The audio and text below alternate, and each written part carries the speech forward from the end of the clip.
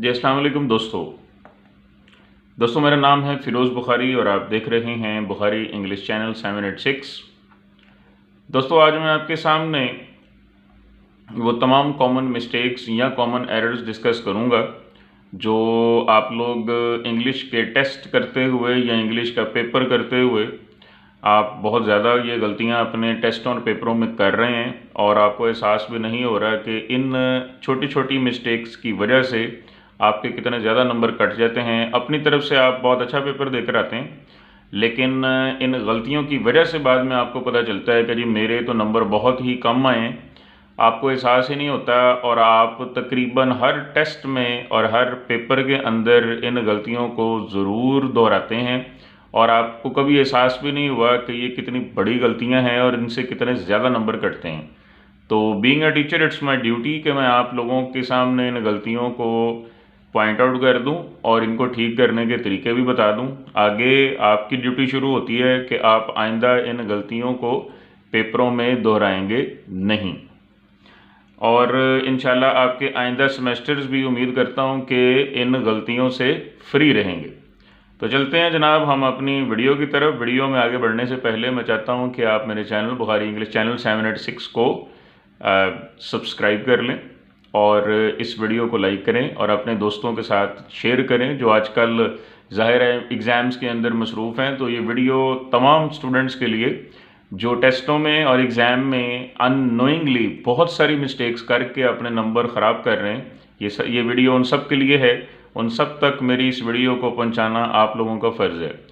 तो हेडिंग जनाब इसकी देख लेते हैं आज की वीडियो की। तो वो है the common and of course silly mistakes by students in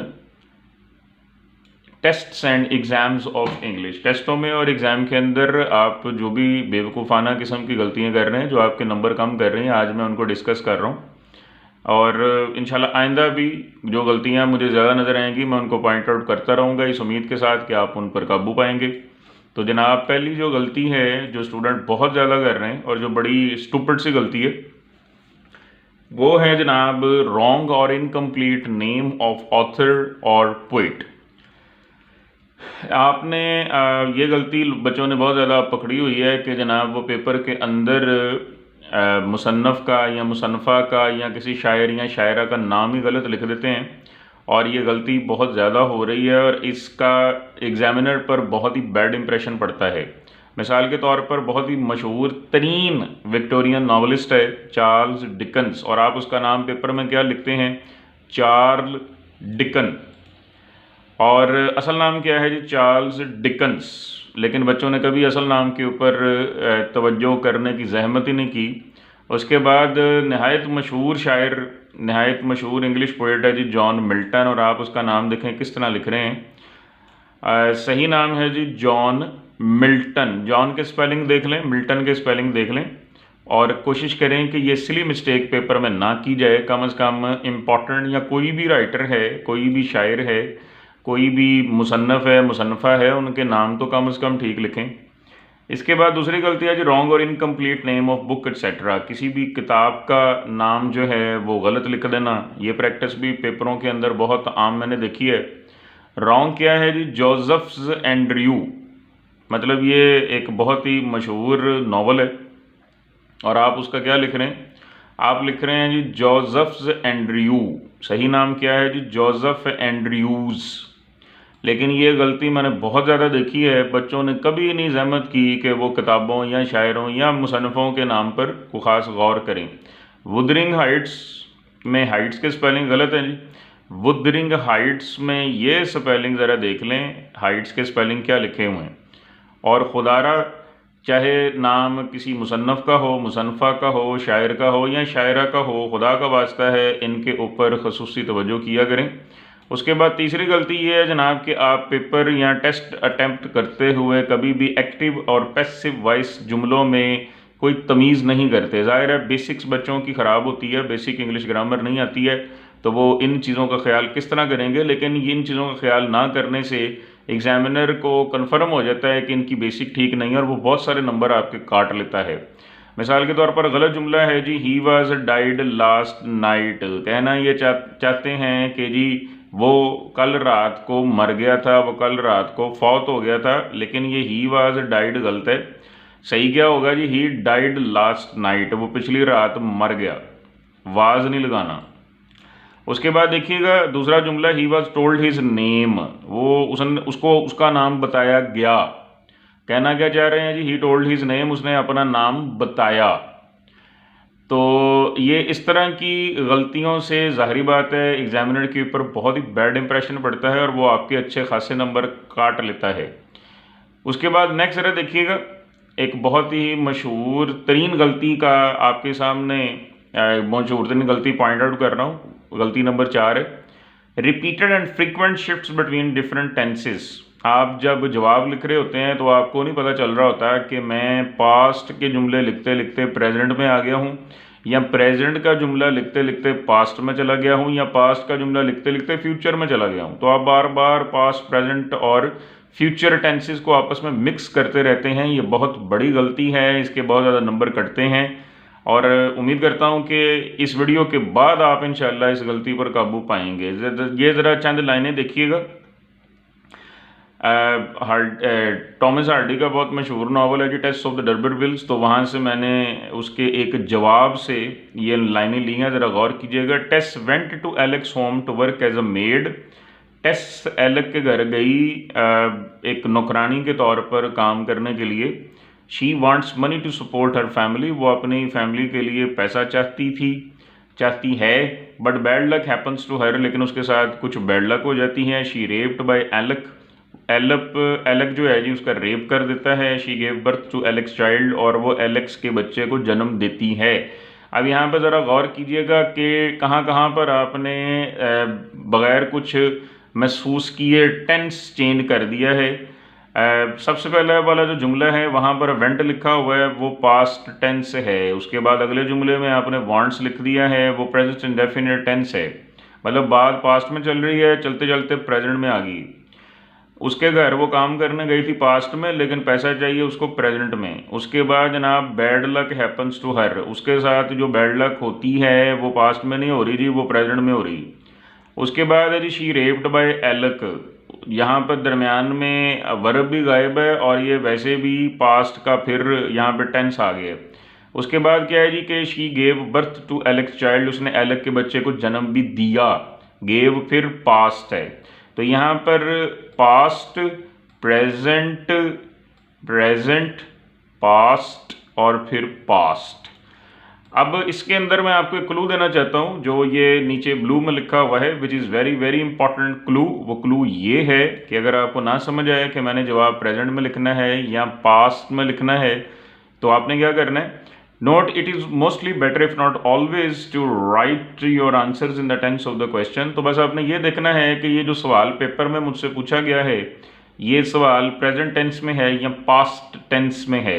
senior teachers ये हिंट ज़रूर बच्चों को देते हैं कि आप सिर्फ ये नोट किया करें कि जो सवाल है वो प्रेजेंट में पूछा गया है या पास्ट में पूछा गया है, और आपने भी अपने आंसर का मोस्ट हिस्सा उसी टेंस में ही लिखना है। ये टिप बहुत ज़्यादा कारगर है अगर आप इसको इस्तेमाल करें तो। नेक्स्ट गलती, बहुत ज़्यादा गलती हो रही है जी, वो ये हो रही है कि आप अननेसेसरी कैपिटलाइजेशन कर रहे हैं। जिन अल्फ़ाबेट को या जिन लेटर्स को बड़ा नहीं करना, आप उनको बड़ा कर रहे हैं, और ये प्रैक्टिस भी मैंने टेस्टों और पेपरों में आम देखी है। एक छोटी सी मिसाल आपको दूंगा और आपको एहसास होगा कि हाँ जी ये तो मैं भी करता हूँ या करती हूँ। चार्ल्स डिकन्स, अभी मैंने बताया कि बहुत ही मशहूर विक्टोरियन नॉवलिस्ट है चार्ल्स डिकन्स। मलका विक्टोरिया के दौर का बहुत मशहूर तरीन नॉवलिस्ट था, उसका ये नाम है। हम इसको देखें कैसे लिख रहे हैं, सारे अल्फाज, सारे जो अल्फ़ाबेट हैं, सारे जो लेटर्स हैं, अल्फ़ाबेट नहीं, सारे जो लेटर्स हैं वो हमने बड़े कर दिए बगैर किसी वजह के जी, दिल किया और ये बड़े कर दिए। और असल में किस तरह लिखना है जी, सिर्फ सी बड़ा होगा और डी बड़ा होगा। याद रखिएगा अगर इसके नाम का कोई तीसरा भी हरफ होगा तो वहाँ पर भी आपने पहला जो अल्फ़ाबेट होता है, पहला जो लेटर होता है जी, उसको बड़ा लिखना है, बाकी कोई नहीं बड़े लिखने। उसके बाद देखिएगा जुमलों के अंदर भी ये हरकतें हो रही हैं, बिला वजह की कैपिटलाइजेशन हो रही है जी। ये देखिएगा, Tess went to Alex home to work as a maid. अब यहाँ पे अननेसेसरीली डब्ल्यू बड़ा, होम का एच बढ़ा, वर्क का डब्ल्यू बढ़ा, ये ए बिला वजह बड़ा हो गया जी, और मेड का एम बिला वजह बड़ा कर दिया जी आपने। आपका ज़रा मन मौज में आया हुआ है और आप बिला वजह की कैपिटलाइजेशन करी जा रहे हैं, हर चीज़ को अजीम करके पेश कर रहे हैं बिला वजह। ये बिला वजह की अजमत एग्जामिनर को रास नहीं आती जी, उसको हजम नहीं होती, और वो आपके फिर नंबर काटने शुरू कर देता है। उसके नज़दीक ये आपने बहुत ही छोटी हरकत की होती है। आगे ज़रा गौर कीजिएगा सही क्या है। ज़ाहिर है वेंट का डब्ल्यू छोटा होगा, एलक का ए बड़ा ही रहना है क्योंकि ये ख़ास नाम है, तो ये तो बड़ा ही रहेगा, चाहे ये शुरू में आ जाए, मिड में आ जाए, एंड में आ जाए। होम का एच छोटा, यहाँ भी डब्ल्यू छोटा, और एम का मेड का एम छोटा है, और ये सही जुमला है। तो बिला वजह की कैपिटलाइजेशन खुदा का वास्ता है मत करें, मत करें। ये सीधा सीधा क्लू है कि आपकी बेसिक्स ठीक नहीं हैं। इसी तरह नावल्स के या बुक्स वगैरह के नाम लिखते हुए भी बिला वजह की कैपिटलाइजेशन हम करते ही रहते हैं। ये प्रैक्टिस तो खैर बचपन से हो रही है, खुदारा कम से कम अब इसको छोड़ दें। वुदरिंग हाइट्स लिखना है तो वही पहला अल्फ़ाबेट या लेटर बड़ा और हाइट्स में एच बड़ा, बाकी कुछ बड़ा लिखने की ज़रूरत बिल्कुल भी नहीं। अच्छा, उसके बाद इसके ऑपोजिट भी है, इग्नोरिंग नेसेसरी कैपिटलाइजेशन। जहाँ कैपिटलाइजेशन करनी होती है वहाँ नहीं आप करते। मसलन ये नाम है जी चार्ल्स डिकन्स, अब यहाँ पे गौर कर लें जी, डी छोटा लिख दिया बिला वजह, सही क्या होना है चार्ल्स डिकन्स। नाम के दो हिस्से हैं, दोनों हिस्सों का पहला पहला लेटर बड़ा ही होगा। जितने भी नाम के हिस्से होंगे पहला पहला लेटर बड़ा ही होगा। टॉमस हार्डी में एच हार्डी का छोटा कर दिया, यहाँ पे बड़ा है सही में। इसी तरह जुमलों की बात करें तो यहाँ पर एलक में ए आपने छोटा किया है, मैंने पहले ऊपर भी बता दिया कि ये प्रॉपर नाउन है तो एलक का ए बड़ा होगा। तो जहाँ कैपिटलाइजेशन करनी चाहिए वहाँ ज़रूर करें। अमूमन प्रॉपर नाउन्स के नामों का पहला लेटर बड़ा ही होता है, जैसे चार्ल्स डिकन्स, टॉमस हार्डी, एलक का ए। तो आपने प्रॉपर नाउन्स को कम से कम बड़ा ही लिखना है। उसके बाद ये जनाब मिस्टेक है जो बड़ी सटल मिस्टेक है, बड़ी लतीफ़ सी मिस्टेक है, और ये भी बच्चे बहुत ज़्यादा कर देते हैं। मिस्टेकन इंटरटेक्चुअलिटी, मतलब कहने का ये है कि मिसाल के तौर पर मैं मिसाल देता हूँ फिर बेहतर आपको समझ आ जाएगी। आपको कहा गया है कि जी इडिपस रेक्स के ड्रामा में बताइएगा कि किस्मत का क्या रोल है, आपने ये बताना है। अब आपको लिखते लिखते याद आया कि ओहो यार, ये तो टेस्ट ऑफ द डर्बरविल्स के अंदर भी टेस्ट के साथ किस्मत ने कुछ ठीक नहीं किया। तो मैं क्या करता हूँ कि इडिपस रेक्स जो ड्रामा है उसमें जो किस्मत की बात हुई है, मैं क्या काम करता हूँ कि वो लिखते लिखते मैं नावल टेस्ट ऑफ द डर्बरविल में से भी किस्मत की कुछ सितम ज़रीफ़ियाँ, किस्मत के कुछ जो जुल्म हैं वो मैं जनाब शेयर कर देता हूँ इडिपस रेक्स में। यानी वो इडिपस रेक्स ड्रामा है और आप जो उससे मिलती जुलती मिसाल ले रहे हैं वो नावल में से ले रहे हैं। तो ये गलती हम अक्सर करते हैं, हमें बस नज़र आ जाता है कि जी फलानी जगह पर उसी तरह की चीज़ मौजूद है और उठाकर हम इंटरटेक्चुअल रेफरेंस उठा के वैसा ही वहाँ पर डाल देते हैं। कोशिश करें अगर आपने ड्रामा के अंदर कोई मिलती जुलती मिसाल डालनी है तो वो किसी ड्रामा से ही लें। अगर आपने नावल में का सवाल करते हुए कोई मिलती जुलती चीज़ डालनी है, कोई सिचुएशन डालनी है, तो वो नावल से ही लें। यानी novel for novel, drama for drama and poetry for poetry. इनको मिक्स ना करें। नावल चल रहा है, नावल का सवाल, तो ड्रामे से मिसाल मत दें, और अगर पोइट्री चल रही है तो नावल से मिसाल मत दें। मिक्सिंग मत करें। 90% स्टूडेंट्स ये मिक्सिंग करते हैं। इसको कहते हैं मिस्टेकन इंटरटेक्चुअलिटी या फिर अनइक्वल इंटरटेक्चुअलिटी, और ये सख्ती से मना है जी। स्टूडेंट्स नेक्स्ट मिस्टेक की तरफ बढ़ते हैं जो है केयरलेस यूज़ ऑफ प्रोनाउंस। यानी आप प्रोनाउंस को बहुत ही केयरलेसली इस्तेमाल करते हैं। यकीन करें ये मिस्टेक देख के आपके पेपर में एग्जामिनर का दिमाग उड़ जाता है, वो परेशान हो जाता है कि यार ये बच्चा या ये बच्ची पागल तो नहीं है भाई, बिला वजह के प्रोनाउंस को इधर से उधर करी जा रही है और बार बार करी जा रहे हैं, बार बार करी जा रहे हैं, और उनको एहसास नहीं हो रहा कि हम बार बार करैक्टर की जिन्स को तब्दील कर रहे हैं। अब ये देखिएगा सेम लाइनें मैंने उठाई हैं, बार बार लाइनें चेंज नहीं कर रहा। कि Tess went to Alex home to work as a maid. Test जो है जी वो एलक के घर चलेगी। ऊपर वाली जो मिस्टेकन लाइंस है मैंने वही उठाई हुई हैं। यहाँ पर आपने सिर्फ गौर करना है प्रोनाउंस पर और किसी चीज़ पर गौर ना करें। Tess went to Alex home to work as a maid, पहला प्रोनाउन ये आ गया जी शी, वो जाहिर है औरत के लिए इस्तेमाल होता है, टेस्ट एक औरत ही है तो ये तो ठीक है। आगे ज़रा गौर कीजिएगा, but bad luck happens to him, him जो है वो मेल के लिए इस्तेमाल होता है तो आपने औरत के लिए भी हिम लगा दिए तो ये गलत हो गया। उसके बाद है जी ही रेप्ड बाय एलक, यानी ही मर्द के लिए इस्तेमाल होता है, एलक भी मर्द है तो हम क्या कह रहे हैं कि जी ही का रेप कर दिया एलक ने, यानी मर्द का रेप कर दिया मर्द ने। तो ये देख लें आपके पढ़ने वाले के ऊपर इसका क्या असर पड़ेगा कि आपने बिल्कुल ही जिनसी तब्दील कर दी। और उसके बाद क्या हुआ जी, दोबारा जिन्स वापस आ गया जी, she gave birth to Alex child, उसने एलक के बच्चे को जन्म दिया, यानी ऊपर वो औरत है, थोड़ी देर बाद आपने उसको मर्द बना दिया है, उसके बाद फिर वो मर्द ही रहा है और फिर बाद में आपको याद आया कि बच्चे तो औरत देती है, बच्चे तो औरत पैदा करती है, तो फिर आपने उसकी जिन्स शी कर दी। तो ये चीज़ एग्जामिनर के लिए बहुत ज़्यादा इरिटेटिंग है, इसको अवॉइड करें।